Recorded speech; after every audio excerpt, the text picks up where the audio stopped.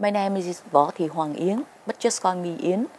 I'm the founder and director of the Disability Research and Capacity Development in Vietnam. It started from my own experience because you see that I'm a person with disabilities. So I face all kinds of discriminations on my way to higher education. After graduation, it was really hard for me to find a job. And I was turned down for so many times. My friend told me that one joint venture, it's a private company, they want to find an accountant. So my friend asked me to apply for that job. I sent my documents and I passed the document review. And then I had an appointment for a direct interview by the director of that business. He asked me to translate some English fast into Vietnamese, and then I did. And then he said that's very good. So come next Monday. So he left before I stood up and left. And he didn't recognize that I'm a person with disabilities. And I didn't want to hide it because it's not easy to hide your impairment, you know. And then I saw the strange looks of the secretary, very strange. And I felt something uneasy. But on that Monday, when I came back, I didn't see the director. I saw only the secretary. And that secretary told me that there's something changed. So you can go back home and wait for another call. I knew what happened.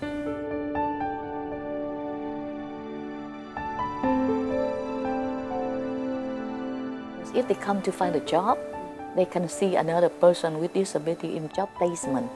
And that person will help the job seekers to do the CV, how to do the interview, and also try to find the suitable place for him or her. We have a scholarship for students with disabilities.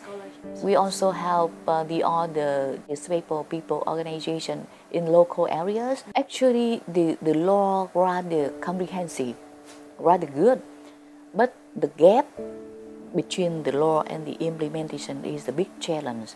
So that's why right now my organization always try to work with people responsible, the government. We try to provide them with the training so that they understand the philosophy of the convention and the core values of the disability law is a social model. It's different from the charity model. They still face the same problem because I said that the inaccessible environment is the biggest challenge. Many young people with disabilities cannot go to school and go to work because we don't have enough the accessible physical environment.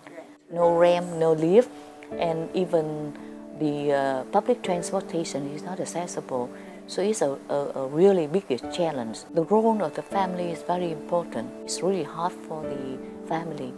But if the family are really interested and pay attention to the high education of the child, and they get more support from society, like good people or some good organization, they can be successful with their higher education. I think that when people look at a person with disability, do not look at them as a disabled person with only their impairment, but look at them as the human being first and see their capacity.